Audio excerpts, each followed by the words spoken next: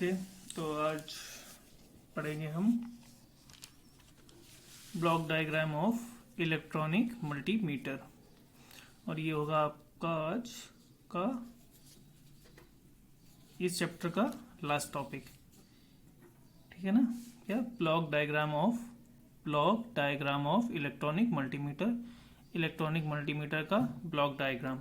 तो देखिए block diagram पहले आप देखिए, पहले क्या देखो, पहले रेक्टिफायर है ना। रेक्टिफायर का यूज़ बताया था। रेक्टिफायर का यूज़ कब होगा? जब हमें एसी सप्लाई का मेजरमेंट करना होगा। तो एसी सप्लाई के मेजरमेंट में हम क्या करेंगे, पहले रेक्टिफायर से एसी को डीसी में कन्वर्ट करेंगे। क्योंकि पहले तो हमारा क्या होगा, देखो जो डिफरेंशियल एम्पलीफायर है वो किसके लिए वर्क, डिफरेंशियल एम्पलीफायर तो एसी के लिए भी वर्क करेगा, लेकिन जो हमारा पीएमसी मीटर है वो सिर्फ किसके लिए वर्क करेगा, वो सिर्फ हमारा डीसी के लिए वर्क करता है। पीएमसी मीटर केवल डीसी सप्लाई के लिए ही हमारा जो मेजरिंग है, जो मेजर है वो क्या करता है, सिर्फ डीसी वोल्टेज को ही मेजर करता है। एसी वोल्टेज को ये मेजर नहीं कर पाता है, आपस में यूं डिफ्लेक्ट करता रहता है, ठीक है ना। तो ठीक है, तो हम पहले क्या होगा, अगर हम एसी सप्लाई का हमें मेजरमेंट करना होगा तो पहले क्या करेंगे, रेक्टिफायर का यूज़ करेंगे और रेक्टिफायर की हेल्प से एसी को डीसी में कन्वर्ट कर लेंगे।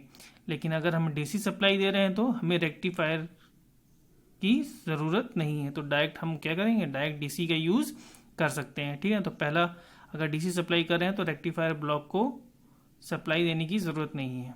और सेकंड वाला ब्लॉक देखिए कौन सा है, फंक्शन सेलेक्टर। एसी और डीसी का फंक्शन सेलेक्टर, मतलब हमें एसी पे वर्क करना है या डीसी वर्क करना है, पहले ये सिलेक्ट करना पड़ेगा।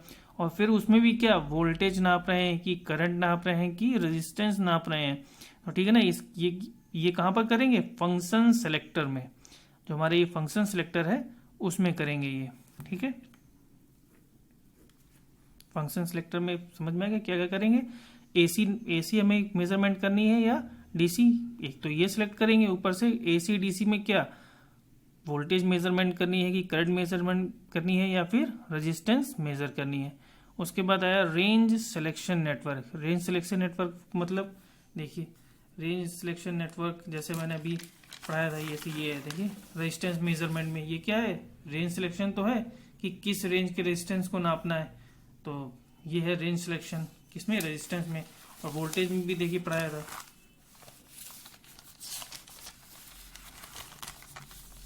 ये देखिए वोल्टेज में भी देखिए रेंज सिलेक्शन है। ये वोल्टेज कंट्रोल करने के लिए ये एक रेंज सिलेक्टर सर्किट बनाया गया है।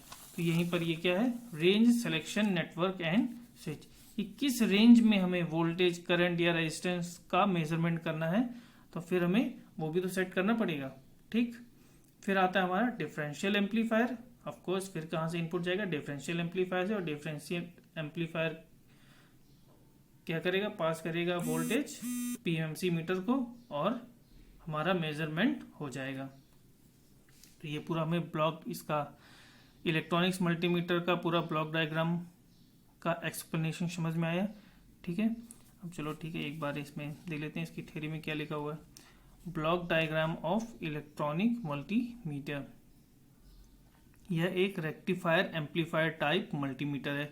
अब इसे रेक्टिफायर एम्पलीफायर टाइप क्यों कहा गया है, देखो रेक्टिफायर सर्किट, क्योंकि हर एक मल्टीमीटर में, कोई भी मल्टीमीटर होगा उसमें एक रेक्टिफायर का ब्लॉक होगा ही होगा। रेक्टिफायर इंटरनल, उसका इंटरनली रेक्टिफायर ऐड होगा ही होगा वो, क्योंकि हम किसी भी मल्टीमीटर से क्या करते हैं, एसी और डीसी दोनों को मापते हैं। चाहे वो एक हमारा साधारण मल्टीमीटर हो या फिर हमारा इलेक्ट्रॉनिक मल्टीमीटर हो, दोनों में ही हम एसी और डीसी दोनों का मेजरमेंट कर सकते हैं। तो ठीक है ना। तो क्या हुआ, यह एक रेक्टिफायर एम्पलीफायर टाइप मल्टीमीटर है। अब रेक्टिफायर सर्किट है तो रेक्टिफायर, लेकिन एम्पलीफायर टाइप। अब देखिए जैसे जो हमारा साधारण मल्टीमीटर था उसमें क्या था, एम्पलीफायर नहीं था, इसलिए वो एक एम्पलीफायर टाइप मल्टीमीटर नहीं था। लेकिन यह है जो हमारा इलेक्ट्रॉनिक मल्टीमीटर है वो क्या है, जो इलेक्ट्रॉनिक मल्टीमीटर है वो क्या है, यह एक रेक्टिफायर एम्पलीफायर टाइप मल्टीमीटर है, ठीक है ना। तो इस लाइन का मतलब आपको समझ में आ गई। अब देखिए आगे देखते हैं। इलेक्ट्रॉनिक मल्टीमीटर में सामान्यतया निम्न स्टेज होती हैं। देखिए पहला क्या है, एसी को डीसी में परिवर्तित करने के लिए रेक्टिफायर। ऑब्वियसली बात है, अगर हम एसी सप्लाई करेंगे तो सबसे पहले क्या होगा, हमारा रेक्टिफायर होगा। सबसे पहला सर्किट क्या होना चाहिए, रेक्टिफायर होना चाहिए, जो हमारे एसी को पहले किस में कन्वर्ट कर दे, डीसी में। ठीक, तो पहला ठीक है, एसी को डीसी में परिवर्तित करने के लिए रेक्टिफायर। और सेकंड देखिए क्या है, एक फंक्शन स्विच जो मापन के लिए एसी तथा डीसी के विभिन्न फंक्शन, एसी तथा डीसी के लिए डीसी के विभिन्न function voltage, current and resistance select करता है। देखिए फंक्शन सेलेक्टर था, ये देखिए ये रहा हमारा फंक्शन सेलेक्टर। ये किसके लिए है, एसी तथा डीसी में किसका वोल्टेज हमें नापना है, कि करंट मेजरमेंट करनी है या फिर रेजिस्टेंस मेजरमेंट करनी है, उसको सेलेक्ट करने के लिए कौन सा है, फंक्शन सेलेक्टर। फिर देखिए आगे क्या है, रेंज स्विच। रेंज स्विच जो सामान्यतः एक अटेन्यूएटर की तरह काम करती है। रेंज स्विच जो सामान्यतः एक अटेन्यूएटर की तरह होती है तथा इनपुट वोल्टेज को सीमित करता है। अटेन्यूएटर मतलब एक अवरोध उत्पन्न करना, अटेन्यूएट करना, रोकना, मतलब वोल्टेज, जैसे देखा था वोल्टेज मापने में क्या था, वोल्टेज को कंट्रोल करा। जब हाई वोल्टेज अचानक से हमें नापना होता था तो हम क्या करते थे, जो डिफरेंशियल एम्पलीफायर के इनपुट में एक लो वोल्टेज ही सप्लाई करते थे, रेजिस्टेंस जो हमारा वो रेजिस्टेंस का सर्किट था उसकी मदद से, ठीक है ना, वोल्टेज कंट्रोल कर रहे थे। क्योंकि एक तो डिफरेंशियल एम्पलीफायर में भी हमें एक लो इनपुट की जरूरत होती है, अगर ज़्यादा हाई इनपुट देंगे तो हमारा डिफरेंशियल एम्पलीफायर भी डिस्ट्रॉय हो जाएगा।